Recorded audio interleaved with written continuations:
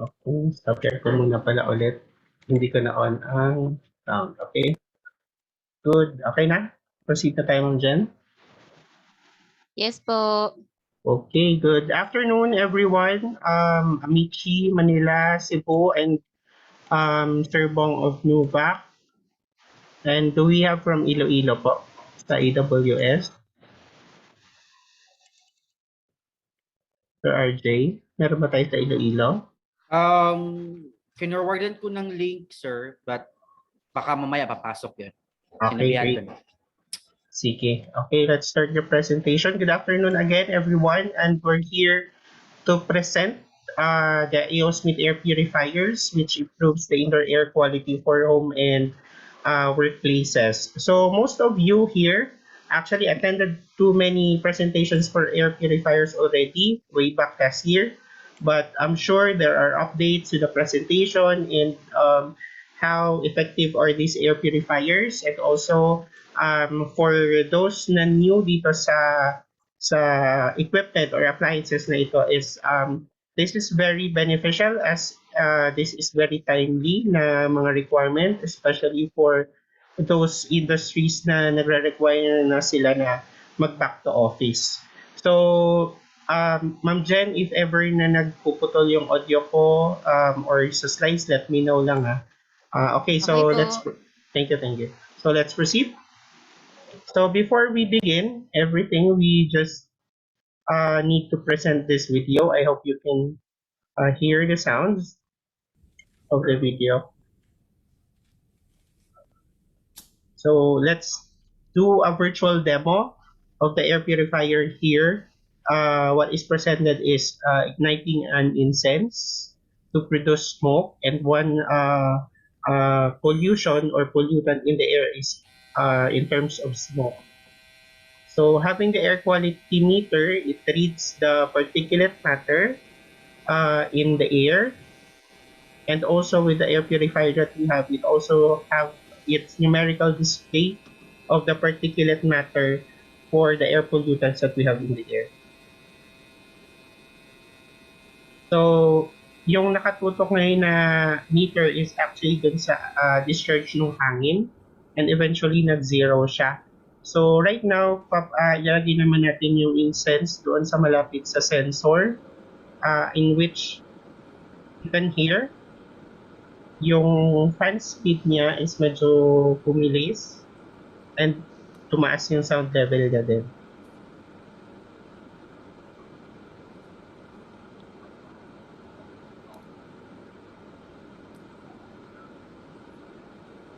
So the numerical value went up and the maximum display is actually at 999. So sobrang taas yung pollution level na yan. So right now, what we need to do naman is to observe yung gas monitoring. So yung blue halo currently, which is for the gas monitoring, is at excellent level. So we'll introduce substance, it's solvent. So we'll need to put it on a piece of tissue or cloth, then place it near the sensor for faster reading, and then eventually what you can see from the blue halo, it eventually turns to orange or red. So depending on the color, if it's red, it is bad. When it turns orange, it could be moderate in level. So currently nasa orange siya, and the one in particulate matter is actually on orange na rin. Kanina pulang-pula yung color niya. So it means that the air purifier is taking action in purification, and we have separate gauge for the particulate matter and for the gas monitoring system. So that's the A.O.Smith Air Purifier virtual demo. And so last, I think this was on February of 2021, when it was released from the Department of Labor and Employment, yung DO, or the Department Order 224 Series of 2021, which has the guidelines for improving ventilation in workplaces and public transport in preventing and controlling the spread of COVID-19. And one being highlighted is for the air conditioning spaces that in workplaces, it must be provided with dilution ventilation or providing MERV13 or higher or equivalent to the high efficiency particulate air filter rating for the air purifiers. So this is where we come in, and Amici as a wide distributor of products, including the A.O.Smith products, we are very innovative and constantly improving with our product lines. And as you may know, we are the top, I believe, for the distribution for the water pumps and most for the water products and water systems. But right now, we are currently engaging in air purification for expanding our products and services. So there are actually, if I may go back, there are actually definition of terms provided here na naka-highlight. So later on discuss natin itong mga naka-highlight na ito. So one particular that is considered for air purification, whether we have COVID or not, is the indoor air quality. And this is um, very important as indoor air quality refers to the air quality within and around the buildings and structures, especially as it relates to the health and comfort of building occupants and to household members as well. So it is believed that 90% of our lives are spent indoors, whether it's at home or in offices, and 2 to 5 times pollution is 2 to 5 times greater indoors than outdoors. And five common indoor air pollutants include the airborne particles, the indoor formaldehyde, the household odors and gases, and the ozone from outdoor air, which is considered the ground level ozone, which are harmful ozone, and the carbon dioxide, the one that we give off when breathing or exhaling. So understanding these pollutants can help reduce the risk of indoor health concerns, especially if you have conditions for asthma. This is one thing that we should consider because it's not alone in the offices, but in our homes as well. There are risks, and actually for household there are many spots where you can find the risks for air pollution. So that's the one provided on the arrow. And for our workplaces, those pollutants actually include the biological contaminants, even from our air conditioning, the respirable suspended particles, which includes yung mga particulate matters that we'll discuss more later, the formaldehydes, these are toxic gases, the carbon dioxide, the volatile organic compounds in general. So in today's world, it's hard to detect and monitor our surroundings, especially those what we cannot see. Air pollutants such as volatile organic compounds and formaldehyde found in paint, adhesives, air fresheners, glue, markers, and others are harmful for our health. So long-time exposure can cause physical illness and may affect productivity, especially at the offices. So let's define terms that we may encounter here in the presentation because sometimes it is confusing. So CADR, it is the acronym for the Clean Air Delivery Rate.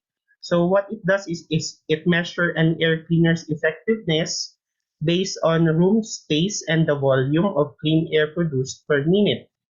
So it could be also in terms of um, cubic meter per hour. So ACH, on the other hand, refers to the air change per hour. So it is a measurement of how many times a volume of air within a room will be added, removed, or exchanged within a filtered clean air.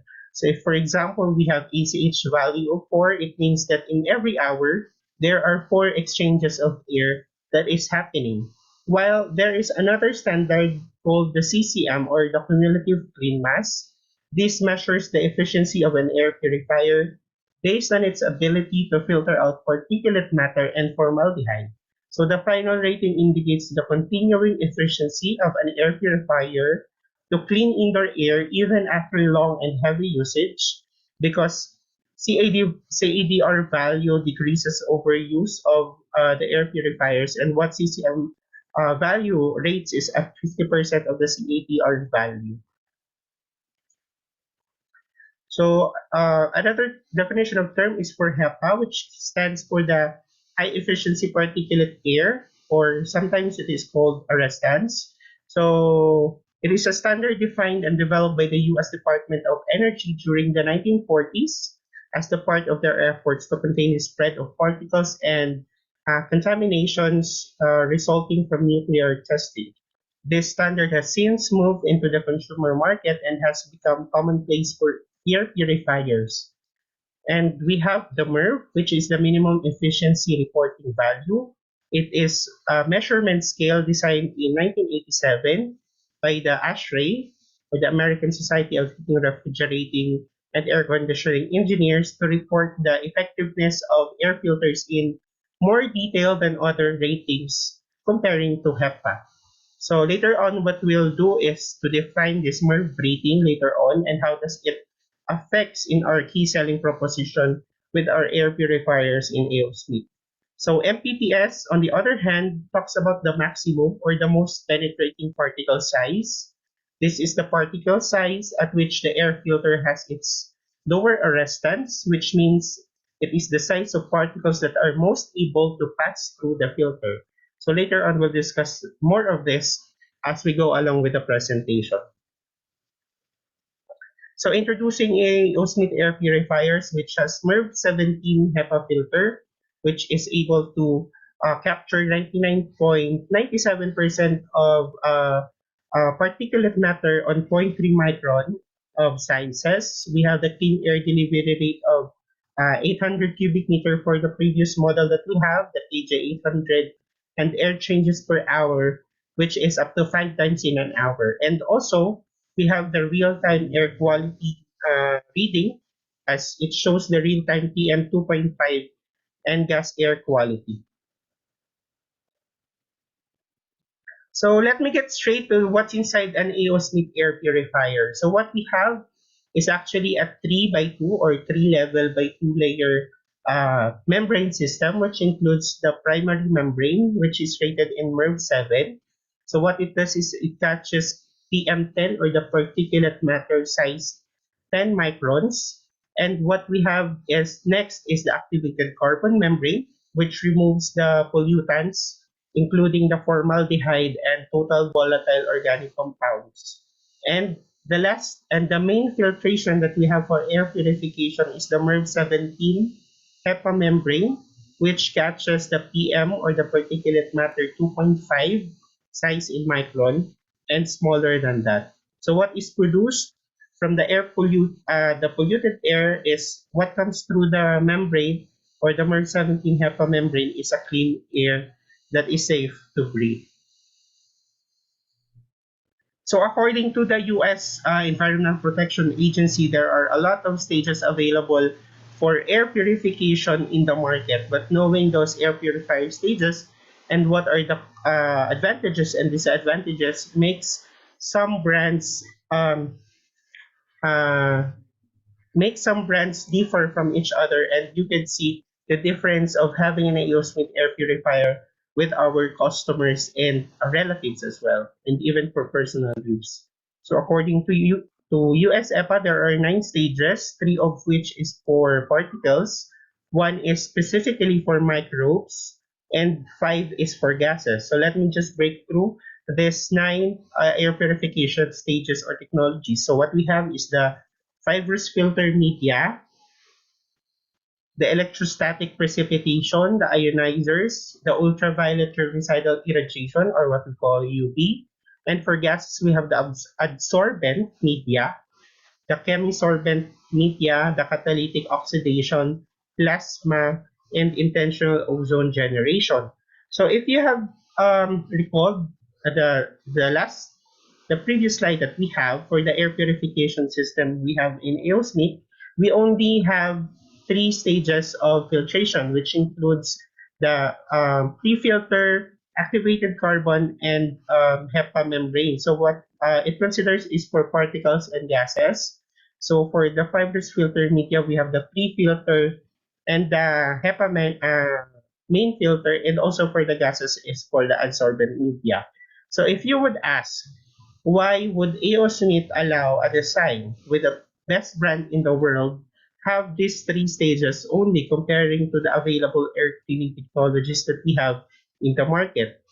It is because some other air cleaning technologies provide us with a byproduct emission which are considered irreversible, because a study last March 16 of this year, a Colorado State University research counts that some air purifiers that promotes ionic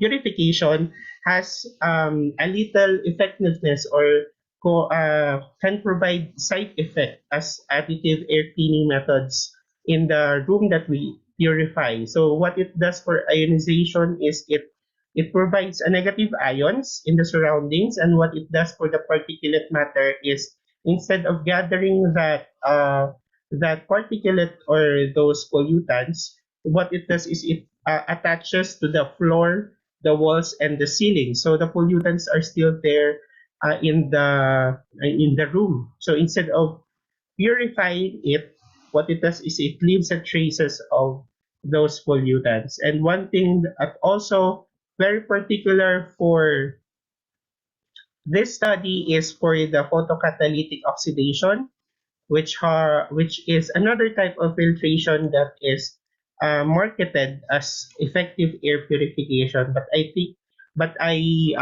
do believe that this air purification system provides with this byproduct that are very harmful for us to breathe.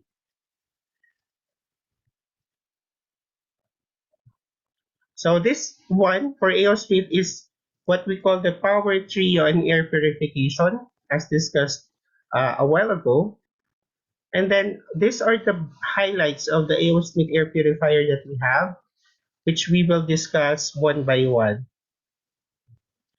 So to start with, we have the MERV17 filters, which removes the PM10 or the particulate matter 10 pollutants. And what it does is it ensures also the longevity of the main filter, because once you forgot to replace the free filter, the HEPA membrane will still capture the particulate matter inside, but the downside is it will affect the longevity or the filter lifespan of the main filter when the pre-filter is forgotten to be replaced.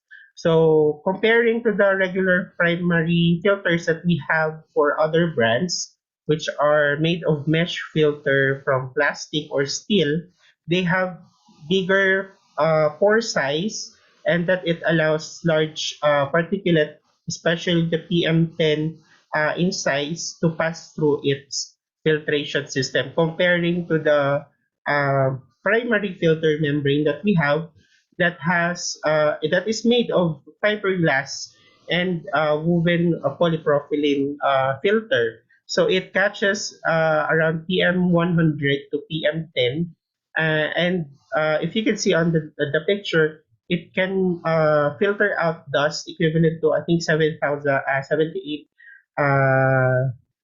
milligrams for the dust, or 78,000, I mean, milligrams.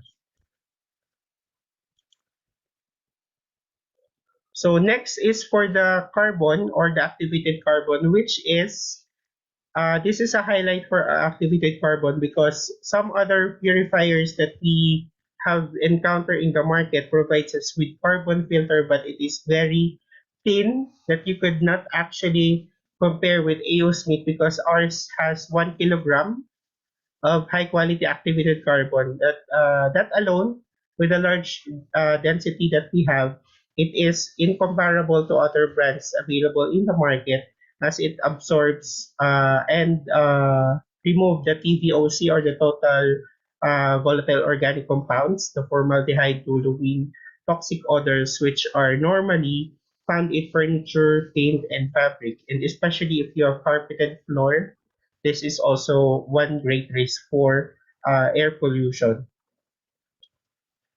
And the highlight of our air purification actually lies with our high standard MERV17 HEPA filter, which is able to capture 99.97% efficiency at zero point 0.3 micron particle size, which is mostly considered to be the MPPS. And going back to the definition of terms, MPPS stands for the most or the maximum penetrating particle size. So it means that at 0.03% there is this chance that zero point 0.3 micron particles will pass through the main filter. But the minimum standard that we have for clean rooms and surgical operating rooms is actually rated at MERV 17. And this presentation actually is not yet updated because last week A.O.Smith has presented us with a test report for the main filtration, and that includes that our main filters are actually not MERV 17 but MERV 18 in classification. So it's safe to say that ours is at minimum standard for operating rooms. So going back to the MERV classification, what we have here is a MERV chart. So it rates from MERV 1 to MERV 20. On the previous rating, it is only up to MERV 16, but right now it's updated to MERV 20. And if you could focus on the MERV 17 column, you can see here that the MERV 17 is actually at 99.97% to zero point 0.3 microns to 1.0 microns, as stated on the table. But later on, I'll discuss with you how does it differ for the air filtration principle of the HEPA membrane. So this one, MERV 17, is actually the minimum standard, as mentioned, to classify as the HEPA. And MERV 19 and 20 is actually part of the ULPA, or the ultra low penetrating air arrestance filter. So I'm not sure if there are questions, or am I too fast in this presentation? Let me know. Proceed lang. Proceed po. Okay, thank you. So no questions. Ibig sabihin naintindihan or either hindi naintindihan. Okay. Sana naintindihan. So later on, discuss natin pa more of the principle of the MERV 17. So right now, what I really encourage everyone is to focus on this highlight of the A.O.Smith Air Purifiers, as it provides the MERV 17 HEPA membrane. So no other air purifiers actually is comparable to our air purifiers. There is one, but I will not mention the brand. There is only one that we have found out that is very comparable to the membrane filtration of the A.O.Smith. Uh, so it classifies the MERV17 HEPA membrane, and HEPA is really the gold standard for air purification. So there are any other air technologies that is present currently in the market, but really there is no other standard comparing to the HEPA. And to compare the structure of the membrane on a microscopic level, on the left side of the screen, you can see the difference of normal HEPA membrane comparing to the MERV17 HEPA membrane. So if you can see the difference, the normal HEPA membrane actually has a large spots or large what we call this passage of particles surrounding the HEPA membrane, comparing to the MERV17 HEPA membrane, which is really compressed and woven polypropylene. So yun difference niya talaga dito. It allows us to differ the capture efficiency and the capture rate of the HEPA membrane that we have. So aside from the benefits of having a main filter, our user interface are actually made friendly for users. So what we have here as are the touch screen display, which you can have the independence to select whether you would want the air purifier to select its speed. So you put it on smart, or that's what we call the environment adaptive setting. And also, if you want the unit to to be as quiet as possible when you are sleeping, you can put it on sleep mode. And if you want to purify the air quickly, you could set that to clean, to the quick clean mode. So dito siya sa mode na to lalabas. Here. So dito siya malalabas, smart, sleep, or quick. And then we could also select the fan speed. So kung ayaw mo ng quick, ayaw mo ng smart, ayaw mo ng sleep, pwede mo siyang ma-select into the specific fan speed, which is in high, medium, or low. And then we have the power button if gusto mo siyang patayin eventually or i-turn on. And also we have here the filter life indicators, which includes the main filter, this one, and the pre-filter. So mapapansin nyo, meron siyang 5 bars, just like our old phones.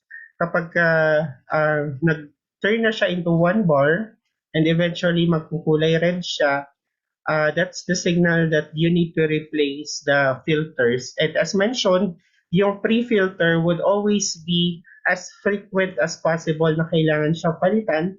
And kapag na-miss out mo nga siya na napalitan, it will continuously operate but it will sacrifice the main filter. And eventually kapag napansin mo na within a year or two, nagpalit ka na agad ng main filter, that is because hindi mo napalitan right away yung pre-filter. So also, we have this monitoring as discussed on the demo. We have the PM 2.5 or the particulate matter in 2.5 microns in size, and the gas monitor. So sa gas monitor, it's really hard to evaluate instantly the reading for the air purification on gases. So what we have here are the smart color difference label. So it's blue when it's excellent, it turns to light orange when it is moderate, and when it is really bad, it turns to dark red. So you can see the difference.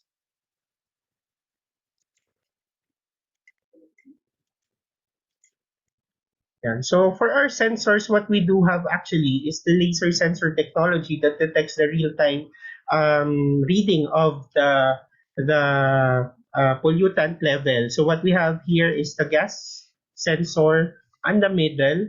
We have the dust sensor near the back of the air purifier, and the sensor for the particulate matter 2.5 on the top of the unit, which is the place where the incense a while ago on the video is placed. So this one is very important in understanding the nature of HEPA filters. So there are 4 actually method of capturing for airborne particles, which includes the sieving, the diffusion, the interception, and the impaction. This is really important when you are selling air purifiers to other customers, because what they know is that HEPA filters are able only to filter particles 0.3 microns in sizes and bigger. But actually, the performance of HEPA filter is really an amazing work, because it really captures those particles that are smaller than 0.3. And to summarize the presentation on the how air filters work, let me just present to you a short video for air filtration. So I hope you can hear this. How do filters remove particles from the air? It's tempting to think of air filters as microscopically small versions of kitchen sieves which block large particles from getting through while letting small ones past. As we'll see though, this picture is rather misleading. Many types of air filters are made from tangled bundles of fine fibres. Together, these create narrow, convoluted pathways for the air to pass through them. For the really large particles, these filters actually do behave a little bit like a kitchen sieve by physically blocking the particles from getting through. But this is pretty much where comparisons with sieves end. To understand why, imagine for a moment a car speeding along a winding road. The car fits easily on the road, but if it's going too fast, it won't be able to navigate the bends, and you just know that at some point it's going to crash. It's the same for small particles speeding through an air filter. As the air twists and turns, the particles can't keep up, and ultimately they end up crashing out and being caught. Because of their inertia, which just like the car depends on how massive they are and how fast they're going, they can't stay the course. But what about the smallest, lightest particles, those that can easily slip along the winding path the air takes? Amazingly, these are also captured efficiently, but for a very different reason.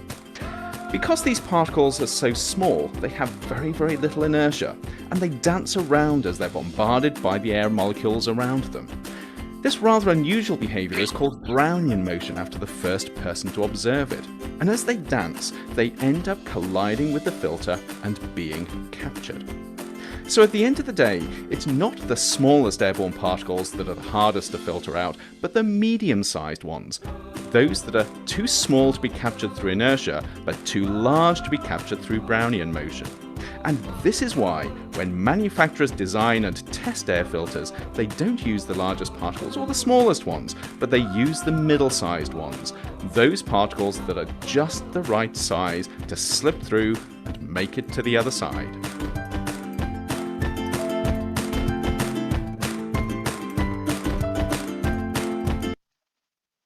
So that's a short presentation on how do air filters work. But let's get deeper into the air filtration mechanism that we have discussed. So this is another video that you might be interested into. Sorry. So this one is another video to figuratively represent how the air filtration works for HEPA membrane. So this is a video clip from another supplier of air purification, but this is for the condensation, I think, for the air purification, which is not available here in the Philippines. So for the sake of training, we can use this for as a guide. So better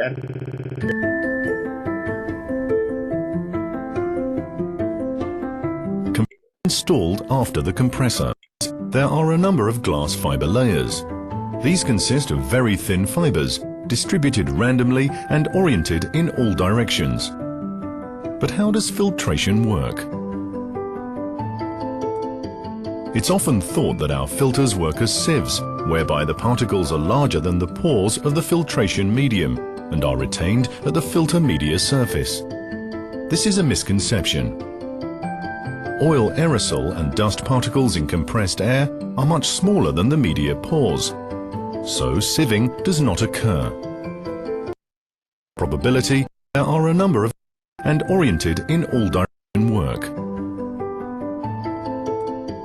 It's often thought that our filters work as sieves, whereby the particles are larger than the pores of the filtration medium and are retained at the filter media surface. This is a misconception. Oil aerosol and dust particles in compressed air are much smaller than the media pores, so sieving does not occur. Instead, 3 different filtration mechanisms are at work. Each of these mechanisms is responsible for capturing particles of a particular size. The first mechanism is inertial impaction. The unclean air flows through the filter media, but the heavier particles don't follow the gas flow streamlines because of their large inertia. Instead, they travel along a straight path until they collide with a fiber and are thus removed from the air. Impaction becomes more important with increasing particle size. The second mechanism is called interception and involves particles of a somewhat smaller size. These are particles that are light enough to follow the streamline. But when the radius of the particle is larger than the distance between the streamline and the edge of the fiber, the particle hits the fiber. It gets stuck there and is thus removed from the air. Interception gains importance with increasing particle size. third mechanism is diffusion, and this takes care of the smallest particles. These small particles do not strictly follow the streamlines. They move randomly due to collisions with gas molecules. We call this Brownian motion. Because of this erratic movement, they're bound to collide with a fiber. The smaller the particle is, the higher its freedom of movement, and therefore the higher the probability that it will encounter a fiber. Capture by diffusion becomes more important with decreasing particle size. The total filter efficiency is the result of the combination of these three filtration mechanisms. So again, this is our representation of how the air filtration of HEPA membrane is actually sometimes misleading, and there are many misconceptions about it. So let's discuss more of this air filtration system on the next slide. So what I have here is a graph that was shown on the video. So this on the topmost portion of the graph, this is the overall collection efficiency, and the one on the broken line is actually the MPPS, or the maximum penetrating particle size, which can really differ as we study more of air filtration system. It can vary, and it is not fixed on 0.3 microns alone. So it could be 0.16, 0.001, or zero point 0.3 microns in sizes. But generally, when we talk about air filtration using HEPA membrane, is that there are three main filtration mechanisms that acts with each other. So no one is operating on separately. So it works with each other. So what we have here is the inertial impaction, or the particle size which are zero point 0.3 in size and higher, has higher capture rate to larger particle sizes. While for diffusion and electrostatic attraction actually happens when the particle size is becoming smaller comparing to the MPPS. So there is still a greater chance of capturing with size of 0.01 or smaller comparing to the zero point 0.3, which is the MPPS, or the maximum penetrating particle size. So that explains why our HEPA actually can filter out those viruses and bacteria on the line. So this is a representation on how small actually those particulate matters and viruses and bacteria that are available or present in the air. So what you can see here is the particle size in microns from 0.0001 to a bigger 10,000 microns, which are already in the visible range. So the ones within 2.5 microns, which poses a greater risk for respiration. That's why it is the measurement of air quality on our air purifiers, which is the PM2.5. So they poses a great risk to respiration.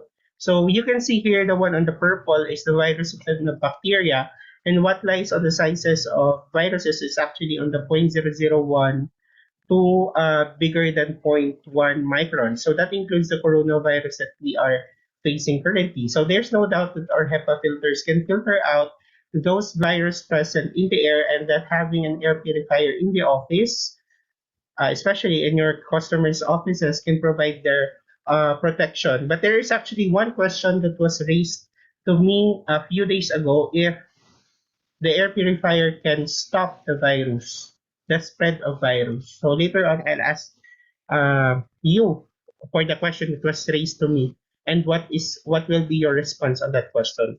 So the gases actually is considered to be in this range. Yeah. So dito siya naka-fall. So mas maliit pa siya usually sa viruses. So si gas, they can be toxic gases. They can be formaldehyde. So we cannot see them anymore because they are in microscopic sizes.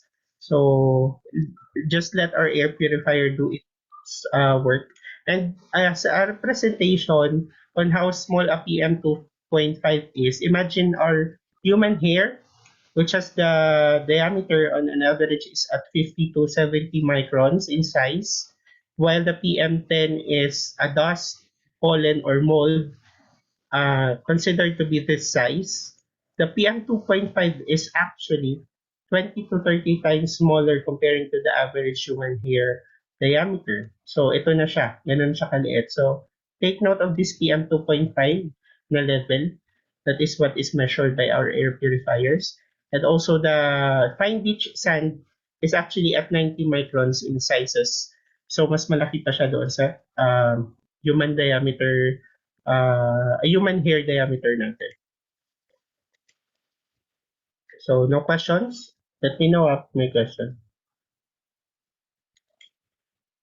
So, for coronavirus, it is actually represented in zero point 0.1 microns. So, as mentioned, there's no doubt the air purifier can help minimize or provide air purification for the coronavirus, provided that the virus is airborne or it comes in an aerosol. And lately, the World Health Organization has provided the coronavirus is actually an airborne uh, can be done in or can spread in airborne transmission. So the one that is filtered by our mask actually is at 0.007 microns, and that really helps us to minimize the spread of the virus. And comparing to PM2.5 and the PM10 in size, yung 2.5 is smaller than our the red blood cell that we have. So this small particle actually poses talaga the greater risk for lung and respiratory problems.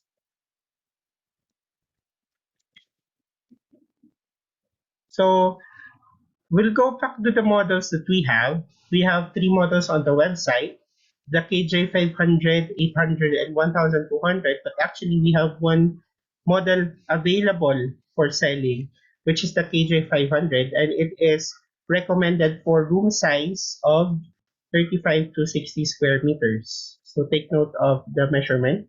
It is a 35 to 60 square meter in area.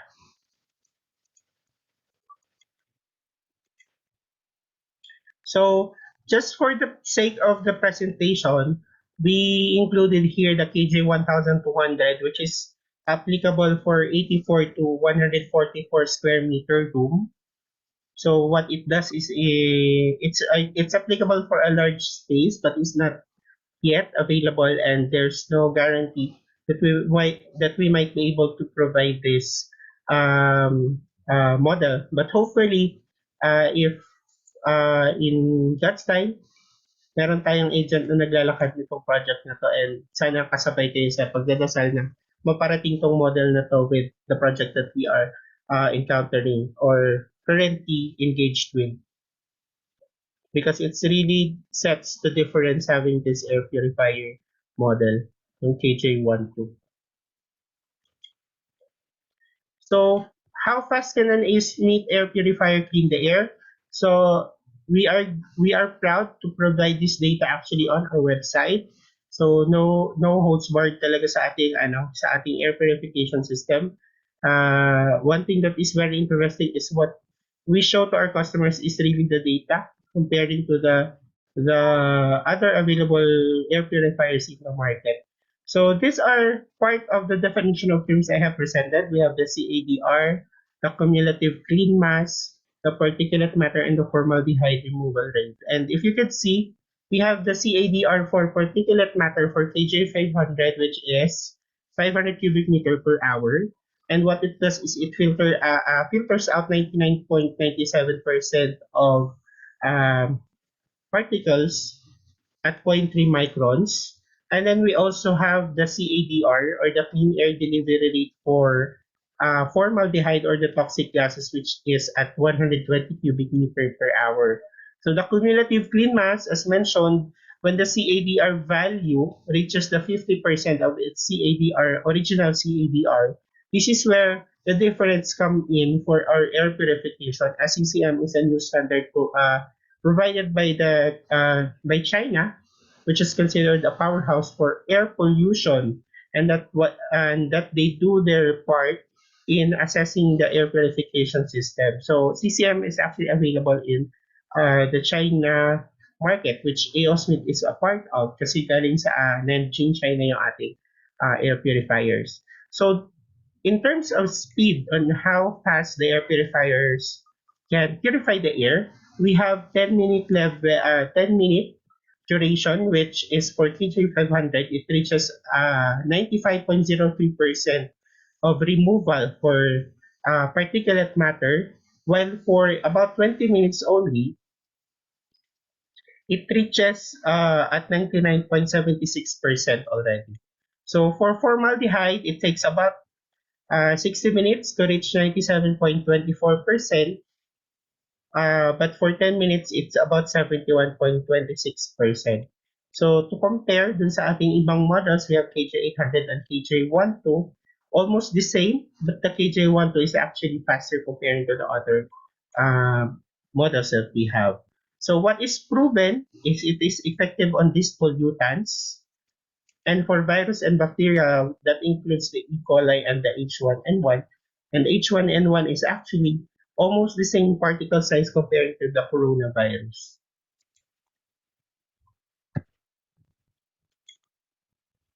So for calculations and for sizing, this is very important to remember that the CADR is equal to the volume of the room.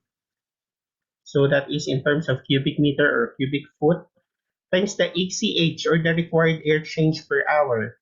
So please remember this computation because it is part of the exam. A simple exam lang naman to size up air purifiers. So CADR, if you could screenshot pala, you can do. Yeah, so CADR is actually the volume of the room times the ACH. So for example, we have here a room size of 5 meters in length times 4 meters in width, and the height is 3 meters, and application is a dining area, which is later on I will show you how was it derived for the 8 ACH. So 5 times 4 by 3 is actually 60 cubic meter times the required ACH, which is 8. So we have 480 cubic meter per hour. So sa CADR na 480 cubic meter per hour, pasok dito yung ating KJ500. So in terms of English unit, which has provided us with a CFM, so if we have the room size at 15 feet length, 20 feet width, and 8 feet high, and the living room application, which requires 7 ACH, so what we have computed is actually 2,400 square feet, cubic feet, and then the required ACH is at 5. I think there's a typo here. So computed here is the CADR of 200 CFM, just to assume that the computation is right. While on the air changes per hour, it is computed based on if you have been provided with a CADR, parang formula interpolation lang. We have the CADR of the room and the volume of the room. CADR divided by the volume of the room. So if you have provided with a computed clean air delivery rate of 480 cubic meter per hour, and the volume of the room is 80 cubic meter per hour, so that will give us the ACH equals to 6. So for feet naman, ito yung kanyang counterpart. So for simplicity, what we do is we just memorize and use the metric system to provide us with a simple calculation. But just the tricky part here is the ceiling height, which is sometimes provided with 8 feet or 9 feet, and sometimes there are high ceilings that covers 10 feet to higher one. So you need to convert that into meters to provide what do you call this, yung sa unit computed is uniform. So for the cumulative clean mass, there are two particulates na parameters na mini-measure. We have the particulate matter and the formaldehyde, which includes the P4 as the highest and the F4, which is highest. So if you have been listening, kailan nga, at what percent of the CADR value ang CCM kinukuha? If anyone can answer.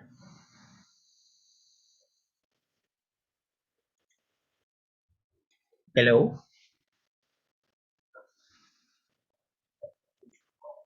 You may unmute yourself, if ever. At what percent of the CADR value?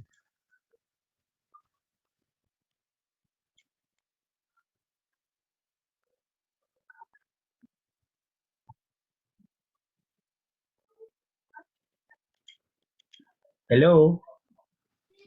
Mukhang wala po atang nakasabay, sir. Pwede po ba natin ulitin po ulit? So, okay. So, si cumulative clean mass is actually a rating which is considered to be provided at 50% of the original CADR value. Tandaan nyo 50%. So, dun kasi nagkakatalo. Kasi over time yung air purifier natin loses its CADR value habang ginagamit natin siya. So I think that's clear to everyone. So if we have the P4 rating and the F4 rating, it means that our air purification is best in the market. And gladly, what we have in A.O.Smith is we have the highest or more than the level that we have here for P4 and F4. So ipapakita natin later yung results na ito. So this is actually a clip from the test results that we have. So we have here the CCM for particulate, which is at P4. So what was read is at 97,910, much greater than the limit of 12,000. Minimum limit is 12,000. So if meron lang P8 or P10, baka dito pa tayo nag-fall sa pinakamataas. But for formaldehyde, for the sake of the presentation, wala kasi ditong reading for the test, lab test, so walang provided na rating for the F4, but A.O.Smith has provided us with the data for F4.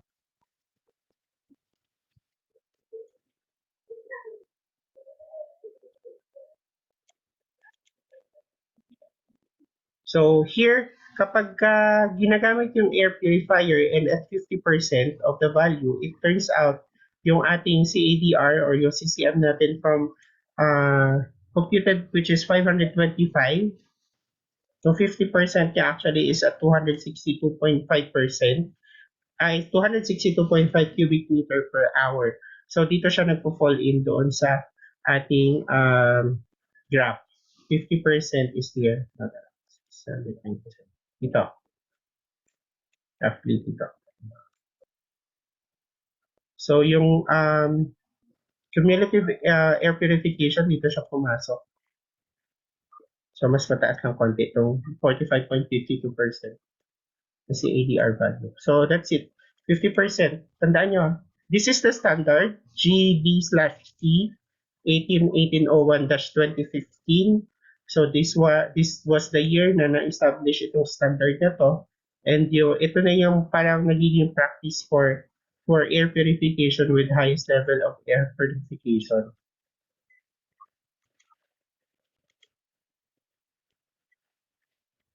So for those na naka-attend ng mga previous training, I hope you could participate sa mga questions because it is not your first time to attend. So I guess you have the basic idea of the air purification already. So for the formaldehyde, what we have here is a comparison on the right side of the presentation. It's a comparison of the purifier turned on and the purifier without the air purifier. So what it does is for natural reduction lang.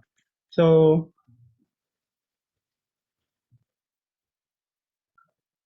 yan. So comparing to the purification, So ito yung graph ng natural reduction lang.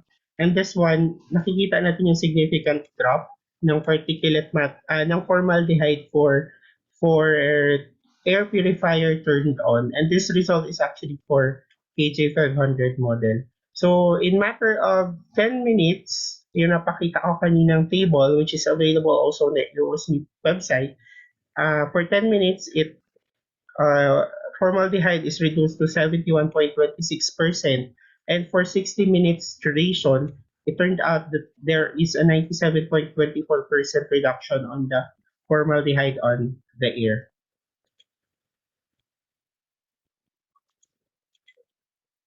So for particulate matter, so you can see the drop also on the air purification, but this time around, there is a difference with the speed. Kasi dito, it has significant reduction in a matter of 10 minutes lang.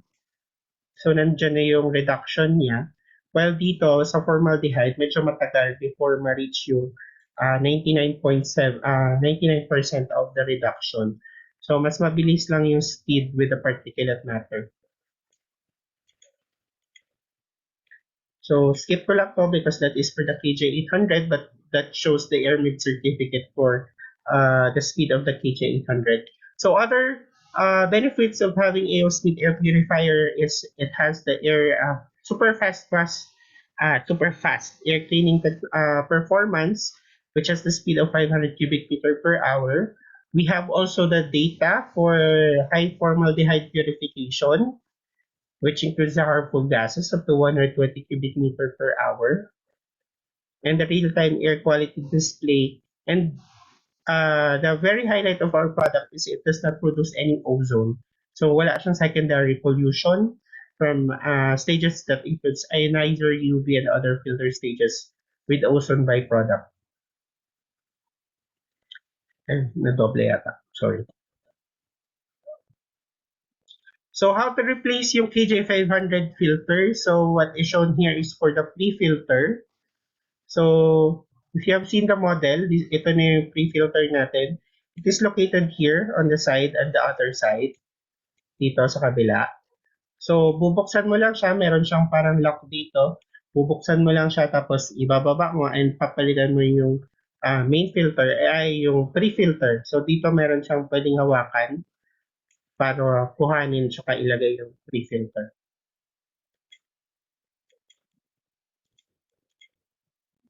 Then for the main filter and the activated carbon, if you would see, dalawang piraso siya per set. Ito. What you see on the blue side or the whiter side is yung HEPA membrane natin. So naka-orient siya dito sa discharge and dito sa likod. While the activated carbon is located on the middle, itong kulay black. This one is the activated carbon. So double-sided lang siya.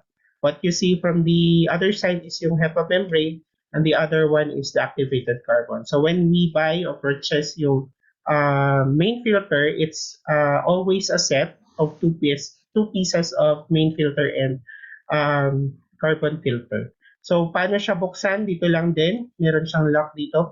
Pipindutin mo yung magkabilang side to open it. So dito meron din yan sa part na yan. And then what it does is pwede mo na siyang iangat. And actually meron siyang instruction dito when you open the top cover. Meron siya diyang instruction on how to replace and how to maintain yung mga sensors and filters natin. And then dito meron siyang pull-up string. So what you can see is what you can do is just pull that up kapag papalitan na siya. So as simple as that, pataas yung pagtanggal, and then yung pagbalik naman is pababa. Yan. So meron din siyang directional arrow dyan. So to avoid yung misapplication or misorientation dun sa activated carbon and sa HEPA filter.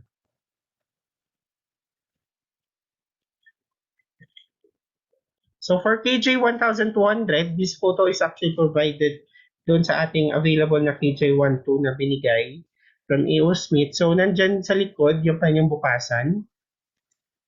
If ever lang na dumating yung ating KJ12. Dito siya. Hello po, sir. Yes, May question yes. lang po. Bali Okay. sir, pagka if ever pong nagkamali dun sa paglagay po ng filter, parang may indicator po ba na para magno-notify para malaman kung mali po yung pagkakalagay? Alam ko is hindi siya mag-fit. Yun yung idea ko. Hindi siya mag-fit doon sa filter chamber niya. But also, yun nga, kailangan siyang i-remind na meron siyang directional arrow. Kasi yung filter replacement natin, if we would go back lang sorry.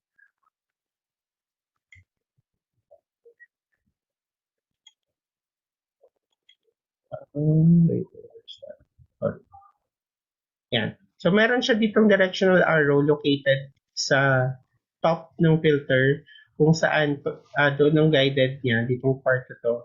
If makikita mo yung puti dito, yan yung orientation niya na dapat yung arrow dito is magmamatch doon sa arrow doon sa gitna ng filter. So kapag hindi nag-match yun, ibig sabihin mali yung orientation. And I think hindi talaga siya mag-fit kapag mali yung orientation mo. Parang mahihirapan kang mag-fit pababa. Pero may experience sa ganun siya. So I'm not sure din kung talagang hindi siya mag-fit. Okay po, thank you po. Thank you. Yes, for the KJ12, for the sake of training lang, dito siya lahat nabubuksan. So ito yung pre-filter niya and what's inside is yung main filter niya and yung the activated carbon. So dito meron din siyang instruction on how to replace filter and maintain the units.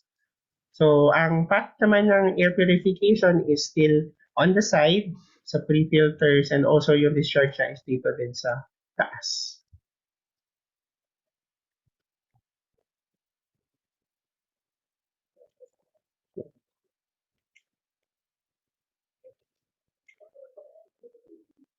So ito is na-discuss ko na kanina. So additional features, lahat sila meron silang caster wheel. So pwede mo siyang galawin at i-move kahit saan. And then flip and lift easy replacement design. So wind speed, it can be set into high, medium, and low. Smart mode, gas sensor, PM 2.5 real-time digital monitor kasi meron siyang numerical value representation. And also it is touch panel. Intelligent filter lifespan, so you don't have to guess if the filter is needed to be replaced. And then may error code display function din siya. And infrared sensor ang ginagamit for PM 2.5 and quick mode for faster air purification. And as highlight, zero ozone emission, so no secondary pollution. This is very important for us sales to discuss na walang byproduct yung ating air purifier.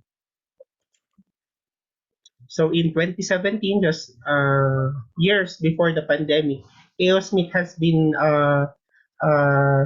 promoting this air purification and it paid off with regards to the air pollution problem in China. So during the peak of the pandemic in 2019, A.O.Smith has provided more than 2,000 units in 100 hospitals in China. So these are the models you have seen you are seeing in the picture. And then this is a statement that COVID is now an airborne transmission.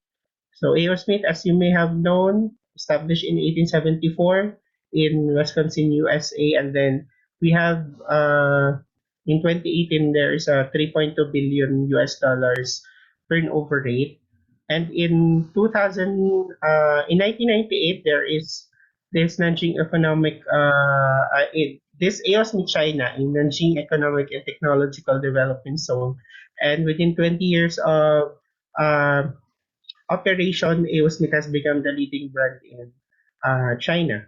That includes the water purifiers, air purifiers, and the water softeners, which we will discuss on the next training session. So these are just sample of the purchases abroad and here in the Philippines, and the list actually is not yet final. So yeah, yung ibang listahan. So this is actually a guide on how to select yung air change per hour. So this is also available in the website. So if you have free time, you can read this very important articles doon sa A.O.Smith website natin kasi they are doing their part to share yung mga articles and very beneficial siya for us in sales. So for department order, typical sineset nila at 4 or 6 yung ACH as a standard. So while other brands focus only on price, and I know that some are very particular with the price of A.O.Smith, but what we can say is we focus on size, effectiveness, and safety. So with regard to safety, you can put the air purifier just beside your children without worrying if there is a risk for them, and especially for pets which are sensitive to ionizers and other air filtration mechanism. So, very important na walang ganun ang ating air purifiers. So, other brands for air purification, meron tayong brand for cyber which includes the mobile modular HEPA unit and the hygienic designed AHU. So, this one naman is a modular type which has models HFU 3, 5, and 7. Yung available natin is yung 5 and 7 currently. So dito naman ang gauge naman niya is in liters per second. So there is a guide actually on amici.com.ph website on how to convert these liters per second to CFM if CFM is provided or cubic meter per hour. So dito sa cyber naman for typically for industrial and hospital use, we are flexible enough to put other air filtration technology naman, which includes the HEPA filter as standard, the carbon filter actually is an optional. So kung for particulate matter lang ang consideration, the HEPA filters what we have in mobile modular HEPA units is intact. And also we can add here yung ating mga ionizers if needed, and UV, but actually not recommended because of the high rating of the HEPA filters. So dito, the air is being sucked from here sa HEPA filter, and with the use of the fan, tina-travel niya yung air papunta dito sa taas na model. So yan. So ang application niya, intended talaga siya for industrial and hospital use. So what you can see here is an application in the hospital for negative pressure isolation, where the air is being filtered from the room and then nakaduct siya. So ang fresh air or ang clean air is taken out to the environment. So dito lumalabas yung malinis na hangin na. Yan. Sa industry naman, sa mga hospitals, pharmaceuticals, we have this hygienic design AHU. So mostly Sinovac yung nagpo-provide ng mga ganitong equipments. So sizing, this is the link for sizing, but I think with the computation that I provided, that's enough already. So that ends my presentation. I hope you have questions, especially sa AWS, which is first time to hear this presentation or to attend this presentation. I hope you have questions. And for those sa Amici sales din sa Manila and sa CSR, if you have questions or sa digital, you can also ask questions regarding this product.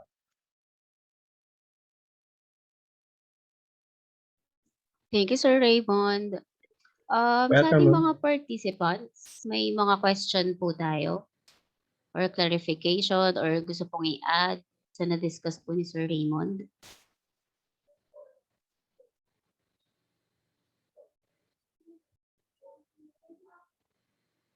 May question po si Sir Alexis.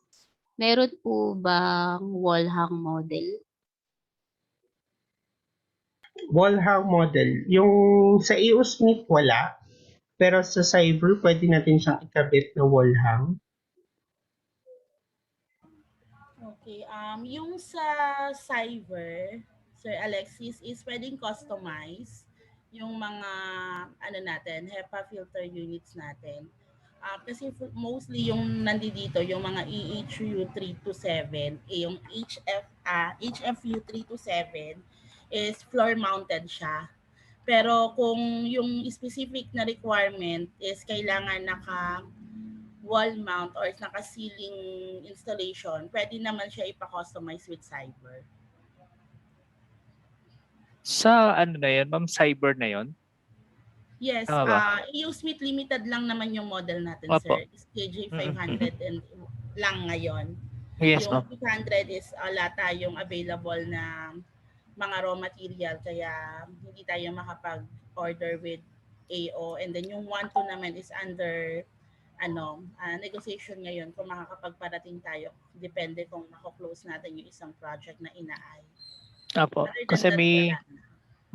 may nag-inquire kasi sa Ilocos, ma'am, na ano, kung meron tayong wall mounted. Although pinorward ko sa kanya yun na tong ano, yung sa A.O.Smith. So yun siguro yung design nila is for ano talaga, wall mounted po. Baka pwede mong mahingi yung plano, sir, tapos makita natin. Okay Baka pa, ma'am, malaki sipa. Oo, kasi sir, Ano ko po. limited yung air, baka malaki yan, yung requirement. Baka Apo. pwede tayong makapagpa-customize with cyber. Apo. Okay, yung equipment kasi ni cyber is pwede siyang negative pressure for Yun negative nga po yun. isolation and for the normal recirculating type lang na air purification. Okay, ma'am. Sige po, hingin ko na lang yung ano, yung plan and then makipag ano na lang kung anong may recommend natin. Base dun sa gusto nila mangyari. Okay, sige sir.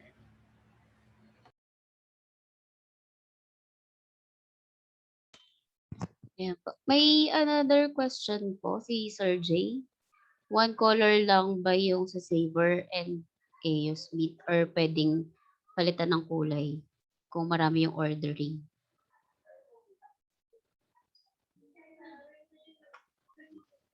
No idea lang dito, Sir J. I think kahit anong model yata, yung color tone ng A.O.Smith Air Purifier is neutral and fixed. But I'm not sure with the other designs that we have. Kung may mga updating models si A.O.Smith. Kasi sir, naisip ko lang, kunyari marami. Gusto niyang tapos gusto niyang medyo mag-blend in sa, kunyari isang hotel. Gusto niyang mag-blend in sa ano niya. Kasi magandang ano rin yun anong tawag dito? Add-on. Kumbaga, parang entice mo siya na gusto niyo yung pwedeng anuhin yung kulay, basta ganito ano. Pero kung wala, okay lang. Kaya marami siguro mga 3,000 pieces. Yes, If sir. not, hindi yun marami. So, Yes, sir. meaning sir, for Okada, if ever mag-push through, pwede natin i-consider. Pwede nilang itanong para Tanong, i-consider. no? Para Para gawin. ma-consider. Pag less than that, hindi nila gagawin. May minimum kasi Sir J na requirement. Sige, sir. Thank you.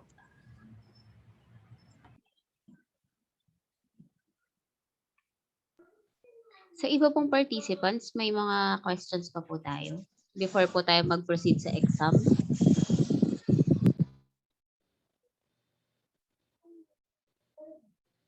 Ma-Mitch? Yes, sir. Okay. Yan na lang. Ano yung slide? Paano? Sige. Sorry, maliit pala yung text kanina. Hindi talaga nila mabasa, sir.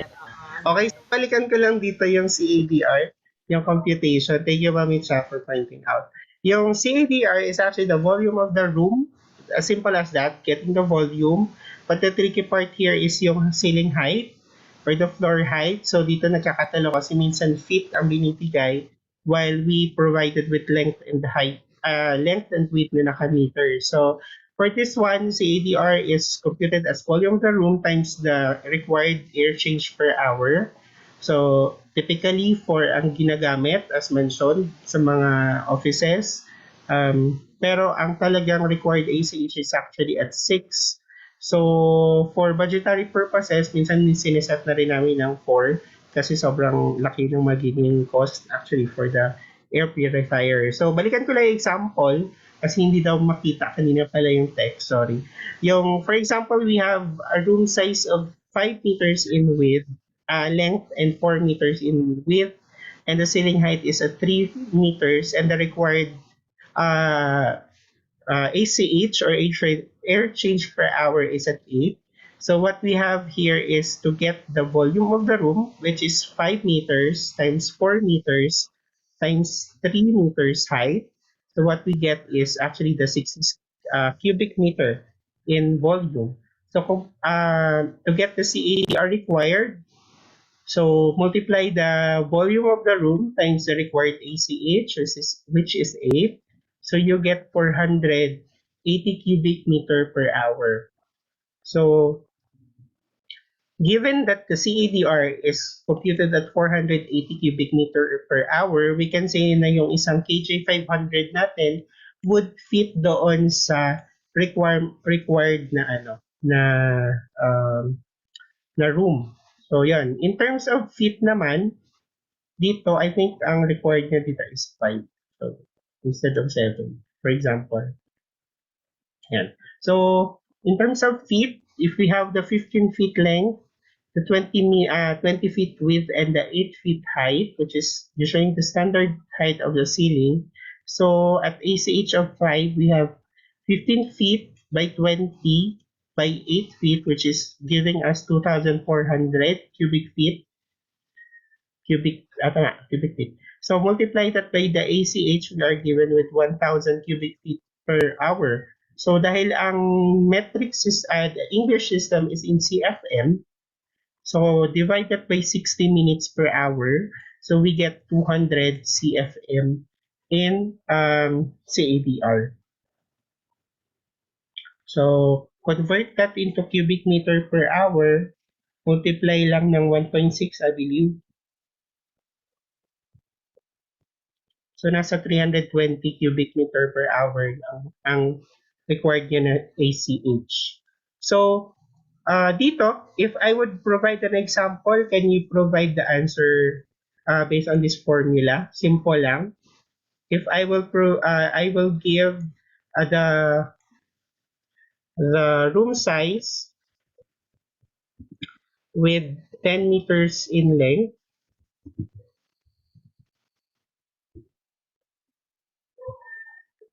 and 25 meters in width, and the ceiling height is 10 feet, for example. Can you compute the required CADR and put it on the chat box in cubic meter per hour? Testing lang kasi lalabas sa exam din.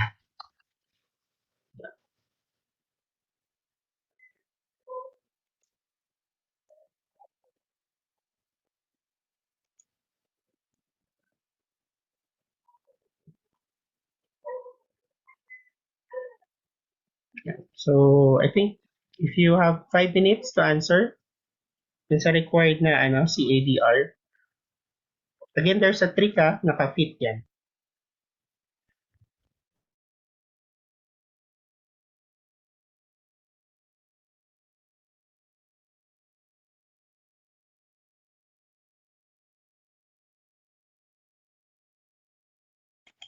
Five minutes is too long. Maybe 2 minutes. Kaya na solve.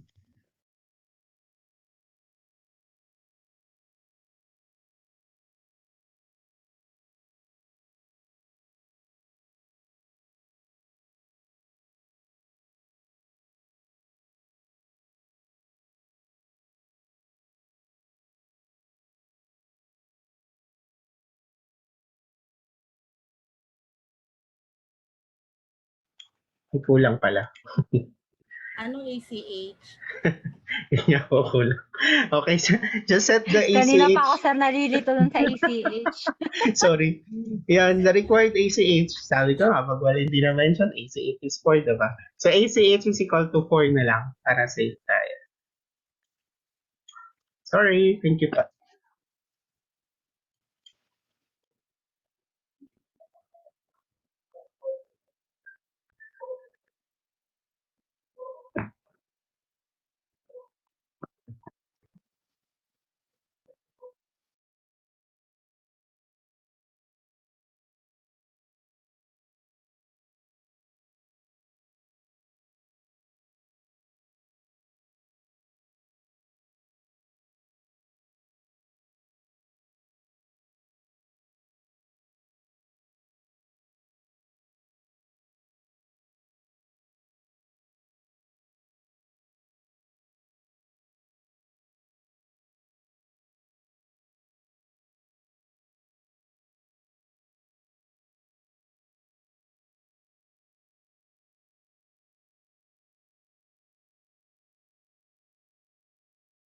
Okay na? Na-compute na ba?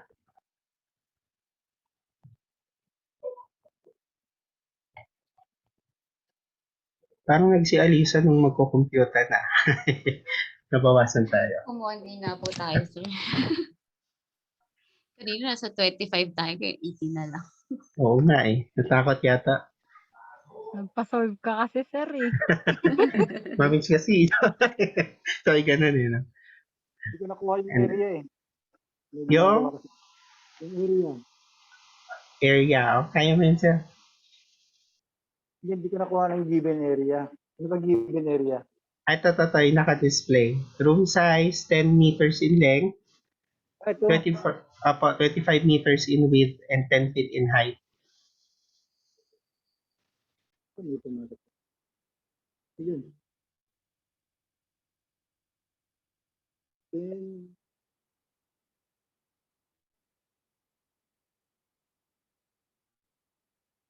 bakit yun? Dalawa yung magiging question ko dyan. Later on. Pero dalawang tao naman. Magkaibang tao.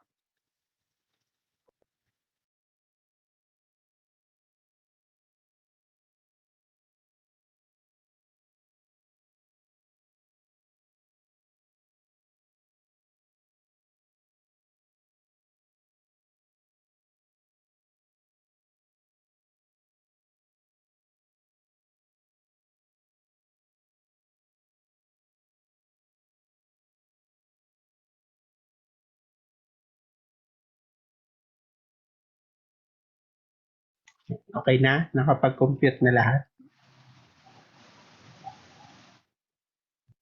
Pwede ba ako mamili kung sino yung sasagot?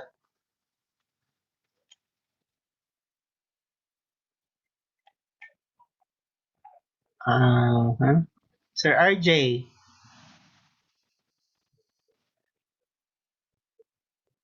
Hello po, Sir RJ. Kung nagsasalita po kayo, sir, naka-mute po yung mic niyo, sir. Hello po.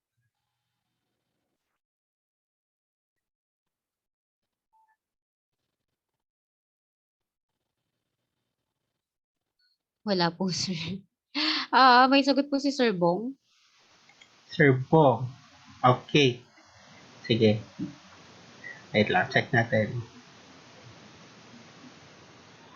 3,048 cubic meter per hour. Kulang lang ng per hour, sir.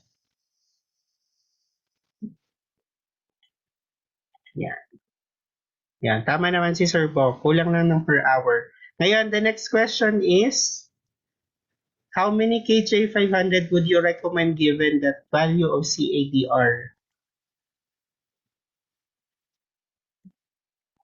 If naalala nyo yung CADR value ng KJ500,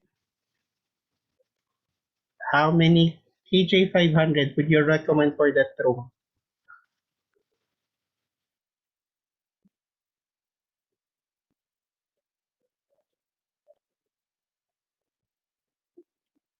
Ma'am Susain.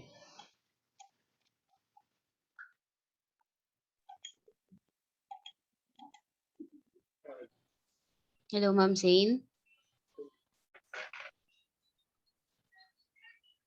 Hello po. Huwag po kayong mahiyang sumagot. Or kung ayaw niyo pong mag-open po ng mic, pwede po sa chat box.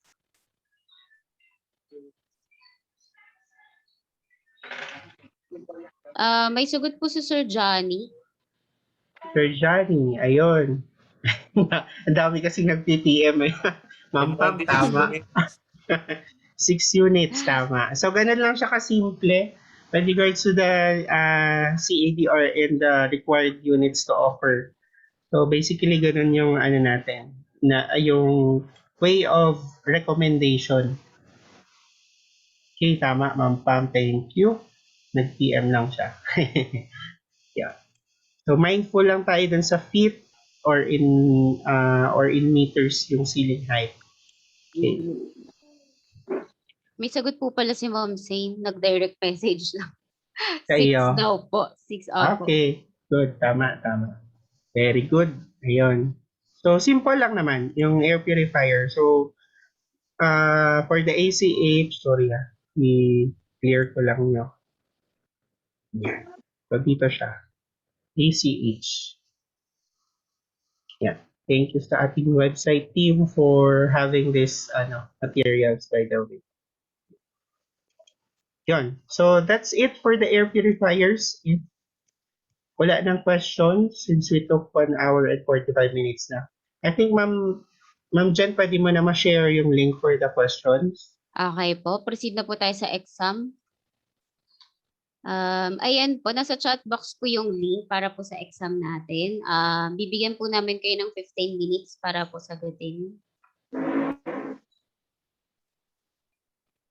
Pa-check na lang po if na-access po yung link.